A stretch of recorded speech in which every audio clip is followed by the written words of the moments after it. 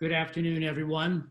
My name is Steve Rosenberg, and it is my honor to serve as the Chief Operating Officer for the Jewish Federation of Greater Philadelphia. Today will be the first of what we hope will not be many weekly updates on how the Jewish Federation is responding to the COVID-19 crisis. Over the course of the next hour, we're going to present you with comprehensive information detailing the immediate response from our smart and dedicated team of both professionals and volunteers.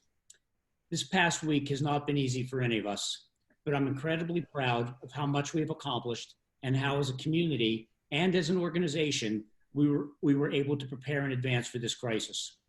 In a minute, I'm going to hand this over to some incredibly talented and committed leaders who have been assessing the needs of the community and helping us determine where to send critical resources. Before I do so, I, like many of you, have been looking for sources of inspiration to keep my spirits up. As a young person growing up in the Squirrel Hill section of Pittsburgh, I spent many days watching and listening to Mr. Rogers. I literally grew up in Mr. Rogers' neighborhood. He would often say, and I'm quoting Mr. Rogers here, when I was a boy and I would see scary things in the news, my mother would say to me, look for the helper. You will always find people who are helping. During this difficult and scary time, the Jewish Federation is that helper that will provide comfort and support for all who need it.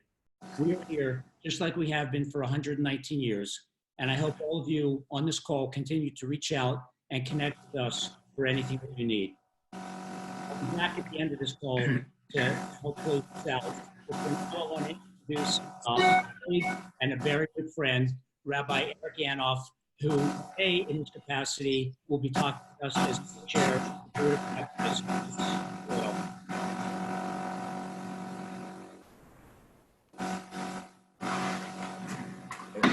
Okay, here we go.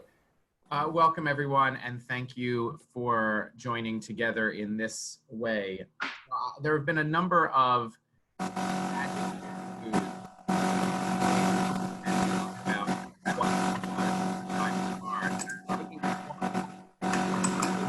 extraordinary. And there are a number of ways Jewishly to say extraordinary. And I want to just teach you two in the few minutes we have here. The first I've put up here on the screen. I hope you can see. The words are Sha'at HaDechak. Sha'at HaDechak means exigent or extreme circumstances. And when rabbis are trying to figure out what a practice, a legal practice is, they often use these words that we're in an extreme circumstance, an extraordinary circumstance, and for that reason we should rethink some of the assumptions of how we do halakha, Jewish law, and Jewish practice, and that certainly has been the case. The Board of Rabbis has been collecting and providing support to colleagues who, in this sha'at hadechak, in this extreme, exigent, extraordinary circumstance, are finding new ways to bring our community together. Live stream, Zoom, these are ways for learning, for services, for meeting, for counseling, for just trying to be together. This is what we're talking about. We are working to provide support for colleagues and communal resources with regard to maintaining critical ritual needs, things like funerals to be done safely in this most difficult time. And we're even starting to think about Passover and what this moment of gathering that is so incredibly emotionally binding to so many people, one of the most observed Jewish rituals of the year, what this will mean to be together in this moment. And we are working with the Jewish Federation, with one another, and with a number of other organizations to attempt to bring people together in this Sha'at HaDechak. And we know, and one of the reasons when you call something a Sha'at HaDechak, it means that you're saying that you're going to be doing it differently.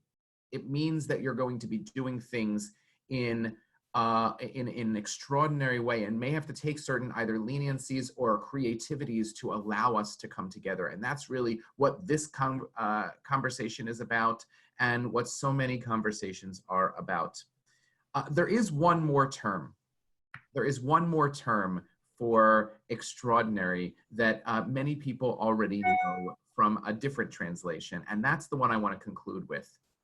There's another term for extraordinary is Kadosh, is holy. We usually translate it as holy, but the fact is that Kadosh means extraordinary, distinctive, different. In its original words in the Torah, when we are told, Kedoshim to you, it's not just be a holy people that God is enjoining us to do, it's be extraordinary. Look for those places that make you unique or different or distinctive. Be creative. Stretch ourselves beyond what is our instinctive comfort level, zones, and practices. We are being called to do that. We are being called to do that in an incredibly isolating time, to come together in difficult ways.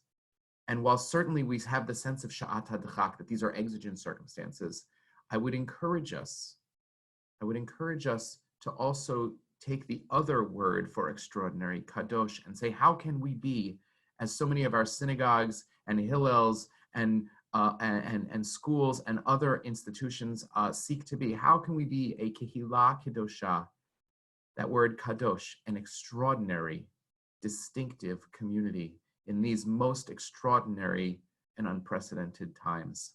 My prayer for us all is that we rise to this, is that we support one another, that we reach out even though we cannot physically touch one another, and that we see ourselves as extraordinary, as supportive, as helpful, and ultimately as connected. Steve, you mentioned Mr. Rogers in one of our live streams. I felt like I was acting like Mr. Rogers because, you're talking to a camera and no one else is there, but you have to act as if that person is there. And then I realized something. We are there. We're there in a different way, in an extraordinary way. And I hope in this sha'at hadchak, in these exigent times, in a kadosh way, in a truly sanctifying, beautiful, and extraordinary way, so that we can look back on this and say we were there for and with one another. Rabbi, thank you so much for those words. And I think a number of us will be able to hold on to that as we move from the first few days into the longer period of this. So it's now my honor to introduce Holly Nelson, who is a longtime leader in our Jewish community and the chair of our Crisis Management Fund. Holly. Hi, everyone. In response to all that's happening in these extraordinary times, we have launched the COVID-19 Emergency Campaign to fund the most vulnerable in our community throughout the region, people who are not having their needs met, their basic needs, people who need food, they need groceries, they need all too important paper towels, toilet paper, everything you can imagine. We're working with all of the agencies who the Federation has convened and who we have worked with in the past. We've reached out to all the agency directors and chairs and lay leaders to find out a needs assessment for their agencies and their constituents. And with that information, we're launching our campaign, which even under our soft launch that started a couple days ago, we've raised over $100,000. So I'm really, really proud of that. And I know that for some, indeed for everybody, this is a very difficult time and nobody is without having lost some money. And I just want to say that this campaign is open to any donation of any amount from any person who wants to give. And likewise, we're amassing a list of volunteers, people who are able-bodied and willing to do shopping on behalf of those in need or deliver packages in a safe and sanitary way. And you'll get information about all of that later on this Zoom call. But the most important thing right now is that we are working with the synagogues, the agencies, the day schools, any institution that serves our Jewish population throughout the region to make sure that we can help them. And we would truly appreciate any donation that you would be willing to give on our behalf. Holly, thank you so much. And I'll point out that in the chat box is the link to make a donation. And you can also find that link by going to jewishphilly.org/COVID-19. So now I'm turning it over to my colleague, Brian Graunick, the Director of Social Responsibility at the Jewish Federation of Greater Philadelphia. Ryan. Thank you, Addie, and thank you for everyone who is participating on this call. As I've said at all staff meetings and department meetings, and sort of how I prefer to start all of these webinars is with extreme appreciation and admiration for all of our frontline social service staff who are working at the food pantries with Mitzvah Food Program, who are in the JRA warehouse, who are providing home care through the Abramson Center, the JFCS and the JEV staff who maintain constant contact remotely, either video or telephone with their clients. I think we should all express immense gratitude at our social service staff and agency leaders for the prompt action that they have already taken to address this crisis. It was weeks ago when Federation Housing started implementing a change in procedures, whether or not that was the closing down of socialization programs, restricting access to visitors, reducing the number of people who have access to the congregate meal preparations at Federation Housing. Klein Life was the first senior center in Philadelphia to shut down. And I think all of those actions are going to save lives and keep people healthy and well. And I think we owe a great deal of gratitude towards those individuals. And I very much look forward to the time when we get past this crisis and we can properly recognize all of our staff really on the front lines, as I see it, as sort of the second line of defense, whereas, you know, our emergency room staff and our healthcare professionals, but these social service providers are very much sort of the second wave of the response for this massive pandemic. On Monday, Jewish Federation with my team had a convening for about 2 hours with all of our social service agencies, and we'll be meeting on a near weekly basis to discuss some of the challenges and some of the responses and ways that we can all collaborate and support each other. I'm sure all of you can imagine that all of our agencies have made significant changes to their operations. I'm going to detail some of them over the next few moments.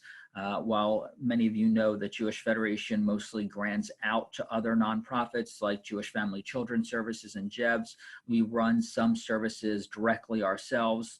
Most notably the Mitzvah Food Program, which consists of 5 food pantries. I'm very pleased that all 5 of those food pantries remain in operation. We've obviously made some major modifications to how we are serving individuals. Unfortunately, we have changed our operations and prohibited clients from coming into our pantry areas and prohibited them from choosing the items that they want.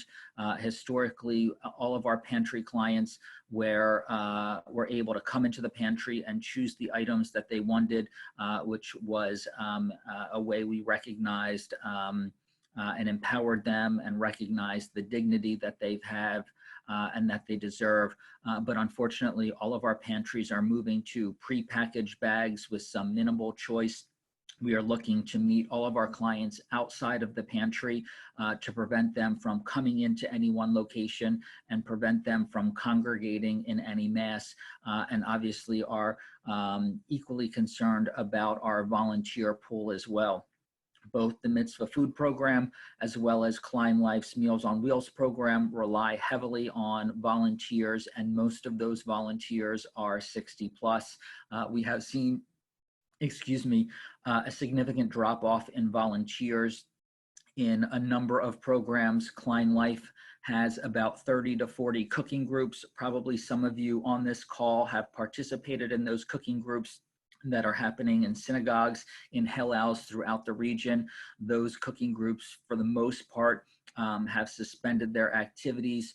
So Klein staff is cooking near around the clock at the Klein Life building. And we are also looking for some of the funds that are being raised today, tomorrow, and yesterday to purchase frozen kosher meals, and then utilizing volunteers to deliver those meals at an individual's home. Both Klein Life's Meals on Wheels program, the Mitzvah Food Program, and the Jewish Relief Agency all provide delivery. Those deliveries generally under normal circumstances, the volunteer would go into the home, they would go into the kitchen, they would check the status of what the refrigerator looks like to make sure that an individual was eating that food. But unfortunately, to prevent further spread to our clients, all of our volunteers throughout all of our volunteer programs are being asked to simply drop that food off at the front door and carry on towards the next house. Programs like the Abramson Adult Day Center, which is co-located at one of the Federation housing buildings, has unfortunately been ordered to shut down, as all adult day centers are. So Abramson is scrambling to provide over 100 clients with basic necessities, toiletries, other types of hygiene care, as well as food.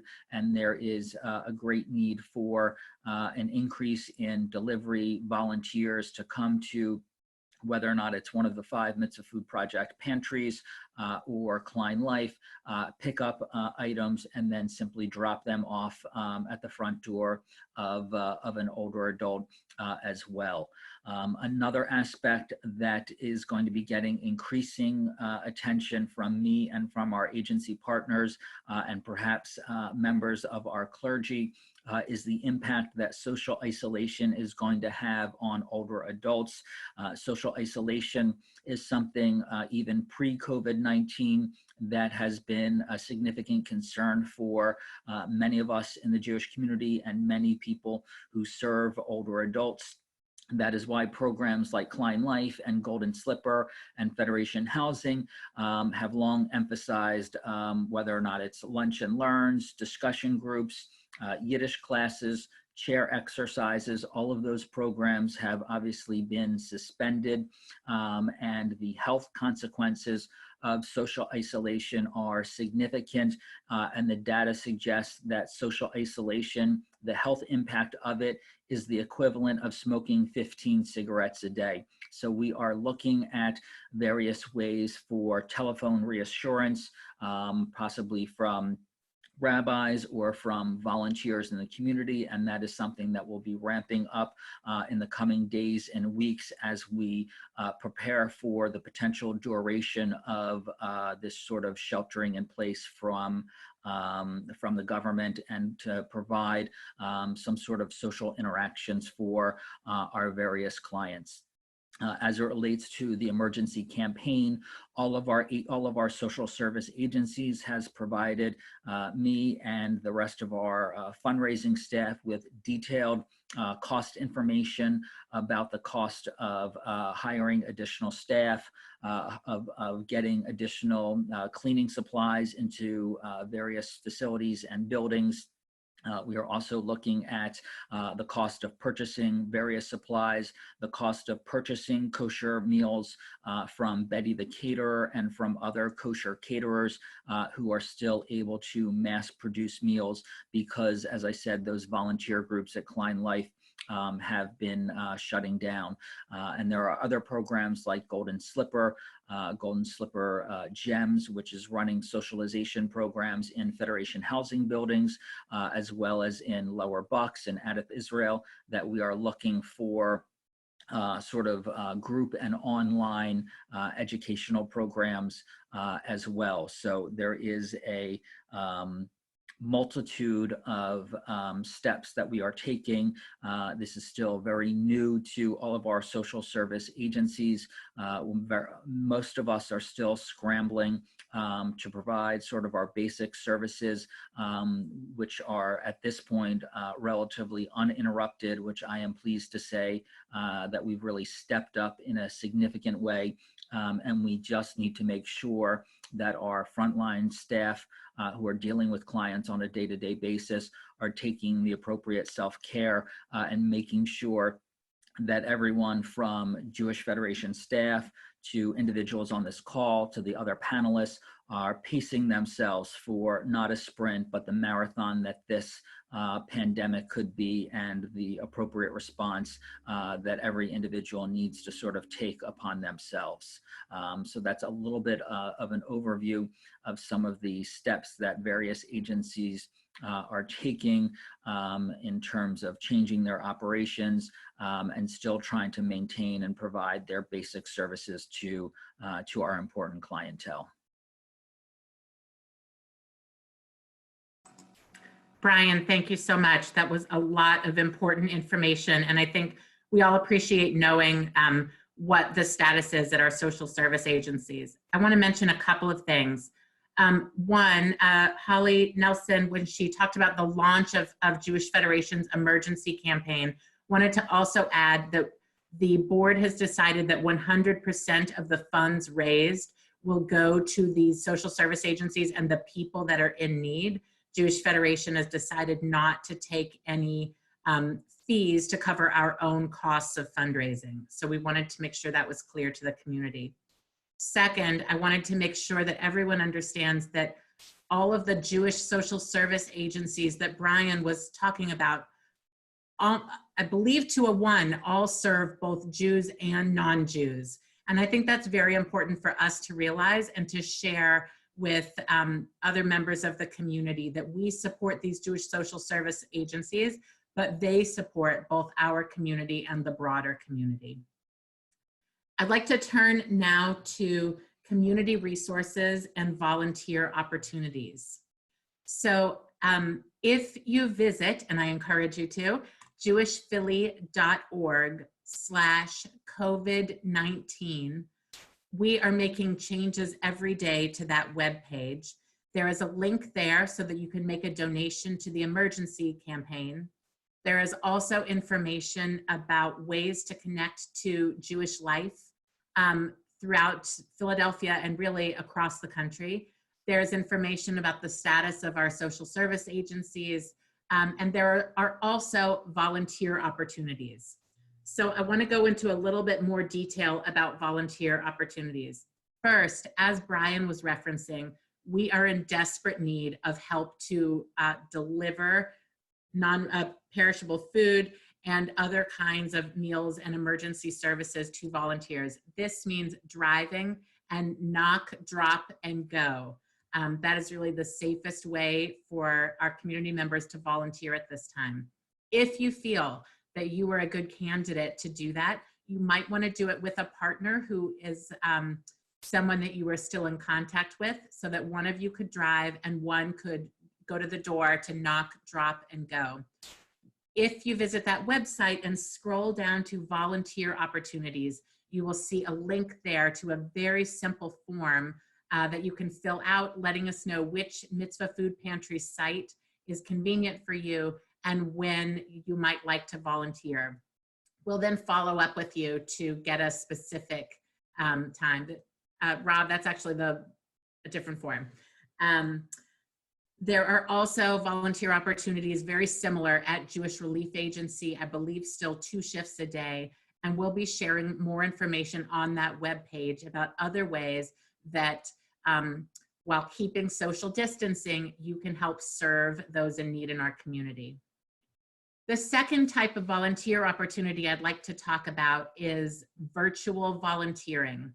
And today we are very proud to be rolling out the first of what will likely be 5 or 6 different virtual volunteer opportunities. Again, if you go to jewishphilly.org/COVID19 and scroll down to volunteer opportunities, you will see a place to click for the volunteer sign-up form for Phone a Friend. And when you go to that form, you can volunteer to make regular phone calls to either 1 or 2 isolated members of our community. We'd like you to commit to calling them 2 to 3 times a week, just to check in a friendly way, see what they need, And then we will provide you with a form where you can share some feedback if you feel that person needs additional services, be that food, transportation to an important doctor's appointment, a call from a trained social worker, etc. So Rob is showing you the form that is available at jewishphilly.org/COVID-19. And we strongly encourage you, if you are able to make a commitment of 2 to 3 phone calls a week, that would really be a tremendous way that we can serve those who are really suffering during this period of social isolation. We are hoping next week on this phone call to roll out more virtual volunteer opportunities. Just wanted to give a brief teaser. As we know, Passover is coming up, and through the Jewish Federation's recent population study, we learned that celebrating Passover is one of the top 3 Jewish experiences that members of our communities have. Well over 70% of Jews in Greater Philadelphia celebrate Passover in some way. And we know that the celebration of the holiday is going to be changed in dramatic ways. So if you could start thinking about what Passover will look like during social isolation in your house, and if you are comfortable using technology during the holiday, if you might be willing to host someone virtually through Zoom or another online tool to have them join your family's Seder. We'll be working on different ways to help people connect to Seders virtually, and there'll be more information about that next week. All right, just gonna take a quick look at the questions coming in. Where's the information to sign up to pick up and drop off food and other necessities? jewishphilly.org/COVID-19 volunteer opportunities. If anyone else has other questions, you're welcome to put them in the chat box. We'll return to those towards the end of the call. But at this point, it's my honor to introduce Esther Kaplan, a therapist and leader in our Jewish community, to share a little bit with us. Esther. Thank you, Addie. It is comforting to know that our Federation has gone to great lengths to provide a platform to help our community understand and deal with the coronavirus. Community is vital at this time, and we as a community will get through this difficult time. Thank you for asking me to be a part of this talk. For many people, the uncertainty surrounding the coronavirus is the hardest thing to handle. We don't know exactly how we will be impacted or how bad things may get, and what makes it all too easy to catastrophize and spiral out into overwhelming dread and panic. But there are many ways to manage your fears and anxiety. My talk today will focus on the individual. If you can manage your concerns, you will have a better chance to calm those around you. First, stay informed and don't obsessively check the news. It is vital to stay informed, particularly about what is going on in the community, so you can follow advised safety precautions and do your part to slow the spread. Stick to trustworthy news sources, CDC, World Health Organizations, local public health announcements, and of course, your Jewish Federation website. More importantly, limit how often you check. We are an information-driven society. Constant monitoring of news and social media feeds can quickly turn into compulsive and counterproductive actions. Check in the morning, midday, and evening, but limit your time, 30 minutes at the most. Most of the information is repetitive. If it even becomes overwhelming, seek out a reliable source, friend, family member, etc. Focus on what you can control. We are in a time of mass upheaval. There are so many things that are out of our control, and that's tough for us to accept. And many of us respond endlessly by searching the internet for answers and thinking over different scenarios that might happen. But as long as we are focusing on questions with noble answers, circumstances, this strategy will get us nowhere and feeling anxious, strained, and overwhelmed. Instead, focus what you can control as set out by the CDC guidelines. Plan for what you can. So, it is important to keep a routine, waking up at your usual time. Keep a schedule without being rigid. Maintain a personal healthy regime. showering, getting dressed. Get out of those sweats. Honestly, it might be fun to get dressed up, be creative. Silly one day, one color another day, some retire. However you can manage to make as fun out of the situation we are in. Maintain as much as you can a healthy and balanced diet. Try at times hard not to junk out. Another way to be creative, picnics, breakfast at dinner. Here's a great way to use the internet for creative ideas. Plenty of fluids. Most importantly, exercise. If you can walk outside, do so, but remember, keeping your distance. If you prefer to stay at home, create a plan to keep the blood flowing. Sometimes dancing like no one is watching. In all seriousness, when we move, we change how we feel, especially when our thoughts start to get the best of us. As simple as moving from one room to the other. Relinquishing our desire for certainty and control is easier said than done. If you start to feel yourself spin out of control into negative or panic thoughts, grounding yourself in the present moment can stop the negative spiral and allow your rational brain to come back online. The technique is simple, and my guess, there are many of you out there who already use this method to stay calm and focused. Bring your attention to your breath and your body. Focus all your attention on the here and now. I know it's easier said than done, but remember we are a community, you have our support. As you are paying attention to your breathing and body, notice the sights, smells, and sounds around you and what you are feeling in your body. Continue to breathe slowly in and out. Gently bring your mind and body back and breathe. And your mind, see, I'm getting confused too. Bringing your mind back to your body and breathe every time it drifts until you feel more calm. I'm going to take a breath right now too. This is known as mindful meditation. There are also several apps. One's called Calm, Body Scan Meditation with music are just a few. Music has always been a great source too. It has the ability to change one's mood. Just make sure it's feel-good songs. Staying connected even when we're physically isolated. Social distancing is now how we are going to help stop the spread of the virus. By nature, we are social beings. We are hardwired for connection. Isolation and loneliness can exacerbate anxiety and depression and even impact our physical health. This is why it is important to stay connected as best we can and reach out for support even as we cut back on in-person socialization.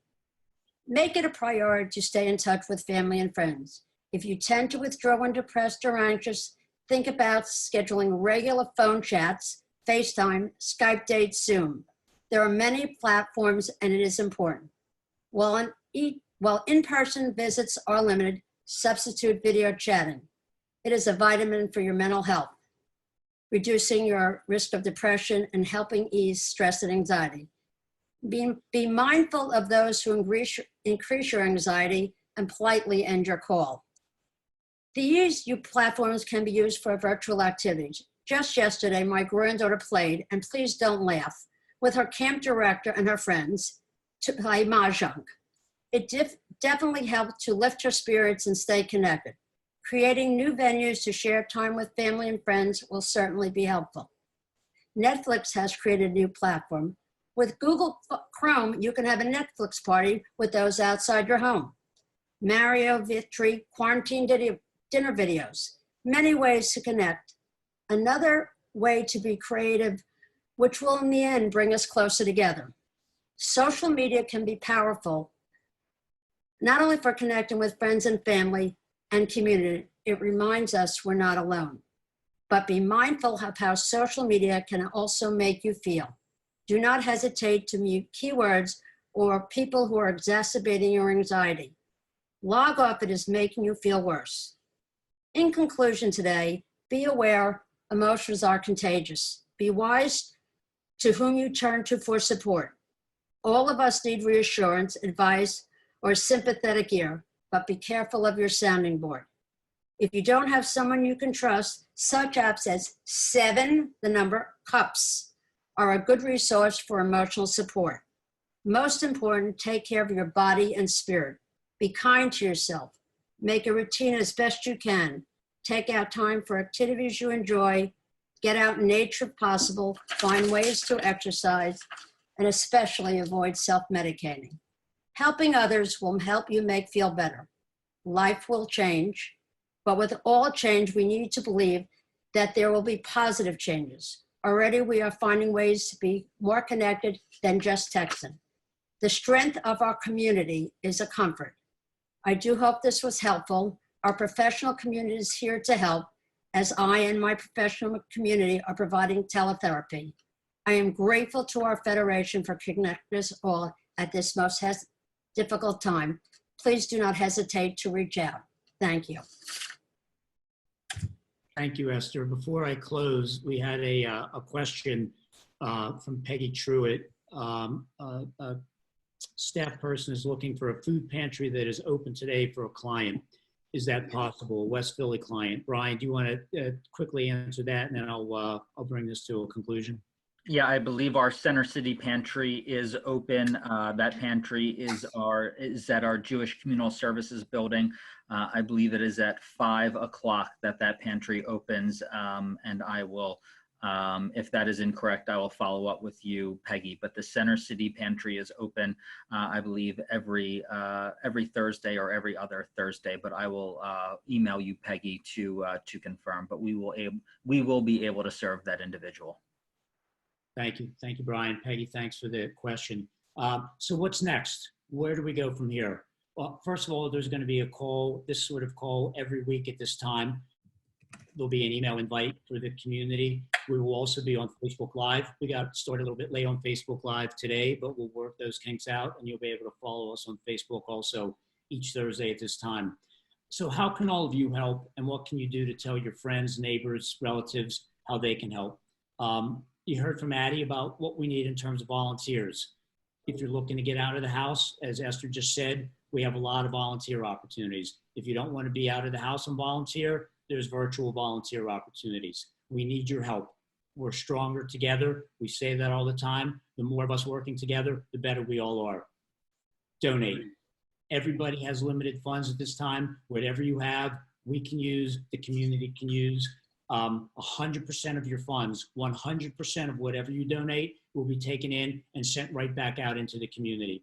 jewishphilly.org/COVID-19. It's right on our homepage. If you forget the COVID-19 part, which I find it hard to believe that you would forget that, jewishphilly.org, you will see us right on the homepage. Donate button is right there. Anything that you can do is more than appreciated. Help spread the word. You can follow us on all of our social channels, Facebook, Twitter, Instagram, LinkedIn, our own website. We are constantly and consistently sharing all of our good information, all of the good work that all of these people talk to you about, all of the work that our agencies are doing on a daily basis is consistently updated and online. We have a team of people that are working remotely and working very hard to share as much good and quality information as they can. So follow us, share us, and spread the word as best you can. We're here. You heard me mention earlier, we've been here for 119 years. We're probably going to be here for another 119. I won't be here for another 119, but somebody will be. And you also heard me mention Mr. Rogers. Find the helper. We are a helper. We are a very key helper. In times of trouble, I always think back to Fred Rogers. That's a good source of inspiration for me. I hope he is for you. Finding the helper is going to be my key word for the rest of the week, and I hope that provides some inspiration for all of you. One thing we didn't mention today is Israel. We are in touch with our Israel office on a seemingly hourly basis. The director of our Israel office, Tali Lidar, sends information to us. Our friends and our brothers and sisters in Israel are doing pretty well. They were the first country that I know of that closed their borders and tried to flatten the curve. A phrase that I didn't use last week. Now every day I seem to be talking about flattening the curve. You know, when I was in school, I wanted to be at the right side of the curve, went from a grading spectrum. Now we're talking about flattening the curve. Israel's doing okay. We are in touch with them, and we are assessing needs over there as well. Speaking of Israel, it is approaching 9 o'clock on a Thursday. Our friends there are getting ready for Shabbat, probably in a unique and different way that they've never prepared for Shabbat. The markets are closed. They're gathering with their families, as we will all do tomorrow. God bless you, Brian. So we want to wish all of you very early and good wishes for a Shabbat Shalom, a good, safe, healthy weekend. Keep washing your hands. Stay away from people. Stay with the ones that you love. Stay in your homes. If you are with people that you love, enjoy this extra time with them. Reach out to everybody that you know virtually. Stay in touch. We're here. Don't be afraid to reach out to us at any time via email, via our website, and we'll look forward to seeing all of you again next week. And Shabbat Shalom. Thank you very much.